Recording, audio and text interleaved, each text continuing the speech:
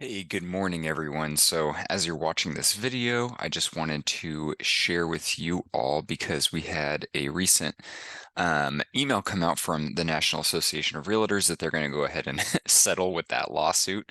They're still saying that they're not admitting to anything, but there's going to be some changes. So, come mid-July, they're saying that if you're an MLS um, subscriber and part of an MLS, you have to have a buyer broker agreement, which I don't understand how they're just going to all of a sudden enforce that. Um, but this is good for a lot of us in certain ways. And so there's a few things in that email that I'm going to highlight that I think is important for all of us to educate our clients, but it's definitely going to protect us. And there's some easy ways you can explain this. So first of all, for those of you who pay for your own leads or get leads from us, here's the biggest problem we're finding is that there's a lot of ethical issues where agents are telling their client, hey, just go, I can't show you right now the house, but I'm going to help you negotiate it. Just go on Zillow or realtor.com, request a tour. Someone's just going to show you, but you don't have to pay them. There's no obligation to them, but they're just going to open the door for you to see that house. Because I'd rather you see it now and then I'll help you with all the negotiating and putting together the offer. This is big in the Bay Area. I don't know how they're pitching it to their clients. It's a huge ethical issue, but it's hard to enforce, right? There's a lot of things you have to do. So the cool thing about it is this agreement you can now say is a requirement for me to show you the property. You just say, there was this big issue. There's a couple things I'm going to put in the agreement that, so even though the agreement's saying that you're going to pay me the commission, I'm going to type in there that we're going to, with every offer that we submit, we will put, that the seller's going to pay for the commission. So that way you are not really on the hook. It's just we have to have this agreement.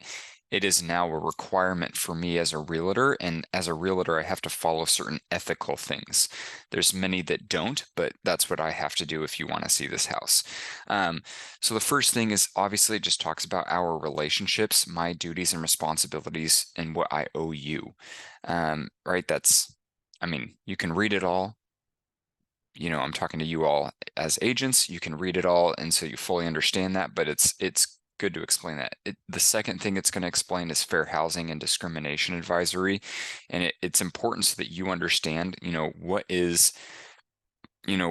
are people not allowed to discriminate you on pretty much everything, right? You cannot discriminate. So that's that's just the sum of that. And then you could read the rest of these disclosures, wire fraud, all of that. Okay, so buyer representation and broker compensation. So obviously you have the broker, you put their name, the date that you're having that conversation, the end date. If you're first time meeting this person, I would put a couple weeks, and then I would just say, hey, I'll just put this for a couple weeks. That way, no harm, no foul. If you go and want to search with someone else and you don't like me, that's totally fine. I'd love the opportunity to earn your business, but for now, we'll just do 2 weeks. And then, right, there's no pre-existing and compensation agreement that you can read that for yourself. This is where you're going to put the location if you wanted to. You don't have to put everything. You can put counties. So if you're looking, someone's looking in Sacramento and I would just put Sacramento County, Placer County, Yolo County, El Dorado County, right? You could put a specific city. You can do the price ranges, but you don't have to do all of this, okay?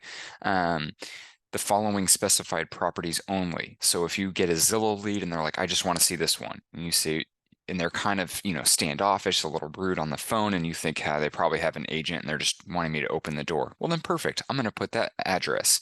The following specified property only. All right, for those of you who have very loyal customers, then obviously I'm just going to do counties. I'm going to do a huge wide range of price ranges and call it a day. Um, and then you can go down. And so this is where I would put so percentage of the acquisition price and blah, blah, blah. So this is where I would just put 2%, 2.5%, whatever you want. If you put 2%, don't worry, because down here, it says, let's see. This is buyer acquisition, cancellation. So the cancellation, the main thing is you just want to make sure that the agreement you read this and you protect yourself just based on the situation, right? If I'm showing someone one property, I don't want them to be able to cancel that day and then this agreement is null and void and they submit an offer with someone else, right? And so I would just familiarize yourself with the cancellation of everything.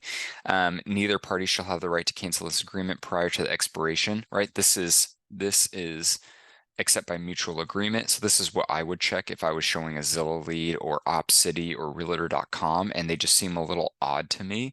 And I want to make sure that they don't have another agent. I don't want them just to be able to cancel, right? Okay, so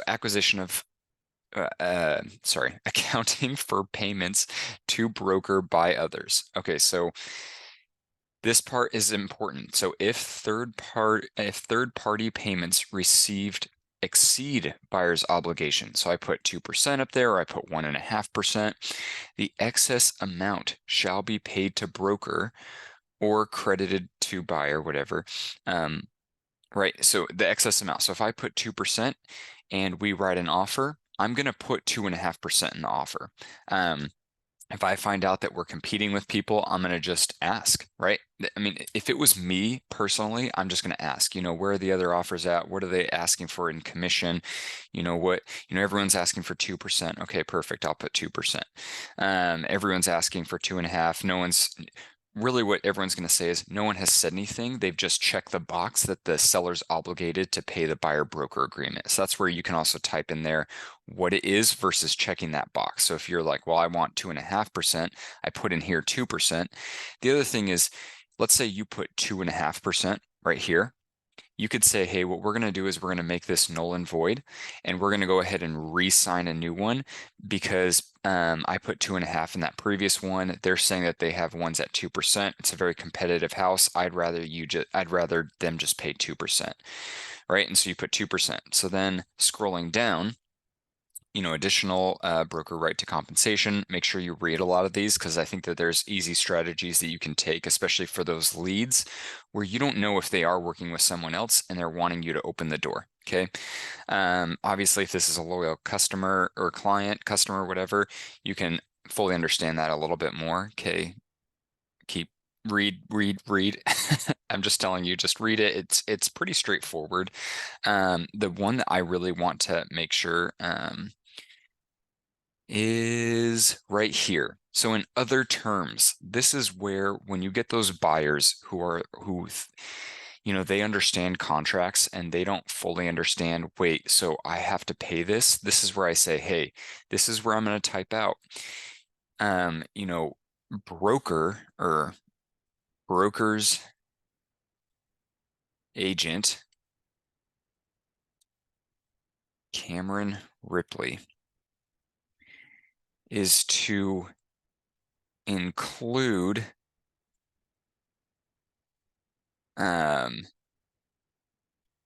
that the seller pay the responsible, right? For the sake of this video, I'm not going to type out the whole thing. We will go over this with anyone who's submitting any offers or if you are filling this out. I'll put the text in an email. That way I can think about it a little bit more. But really, it's just I'm going to put in there that, hey, pretty much my responsibility is to always include my commission with every offer that we submit, or I'm going to check the box that says that the seller is obligated to pay the commission that is included on this form, right? And so you can do one or the other. This is how commercial real estate works, but they don't enter into agreements. So at any point in time, I can leave that commercial realtor and go with someone else. So even though NAR is saying that if you're an MLS subscriber that you have to have a buyer broker agreement, I think that's a bit ridiculous. However, the cool thing is it gives us an easy way just to have people sign this agreement, right? And so we just tell them, hey, it's something that we have to do. Well, I've never heard of that before. Well, that's kind of scary if you haven't heard of that because it was a huge lawsuit. They paid like 400 something million dollars in the settlement, which it hasn't been court confirmed yet, but that's what they're saying.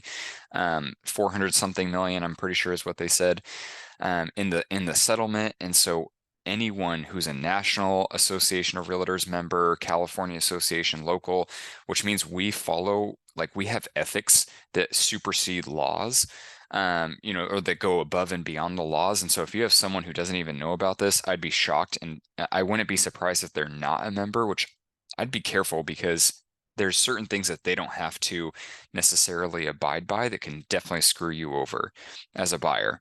So we're just required to have you sign this.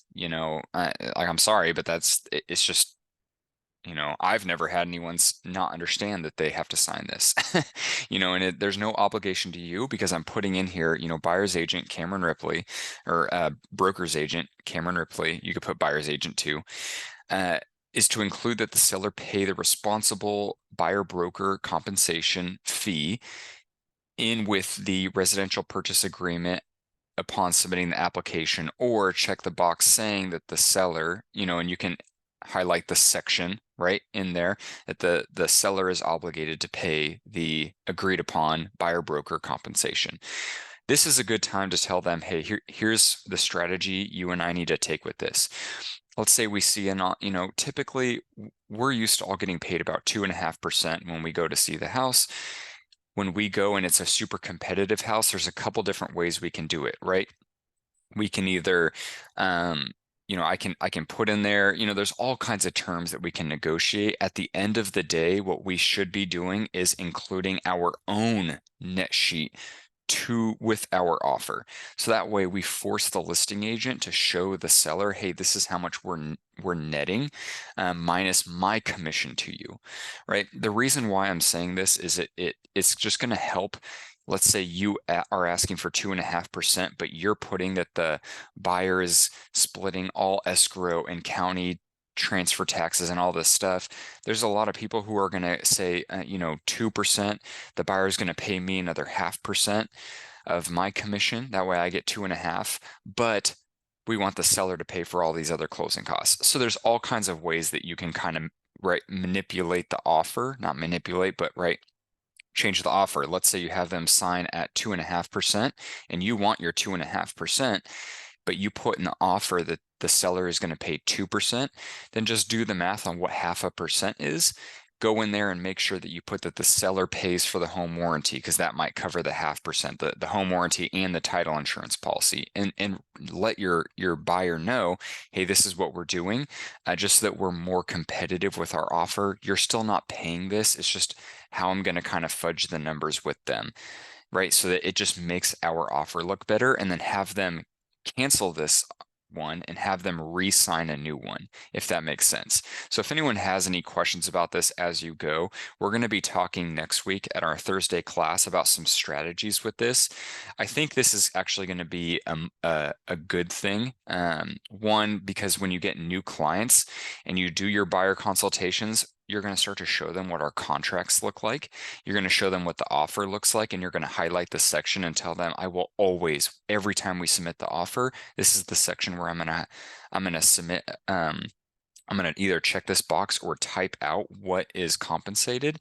But just so you know, I have so many different strategies depending on the house that you want to buy, on how we're going to just manipulate them essentially into accepting our offer, right? And so it's important to really push, especially when it talks about buyer investigation advisories, buyer transactional advisories. I mean, there's all kinds of things that this talks about that's important. And it's just going to be very easy to let people know, hey, this is just what I have to provide now.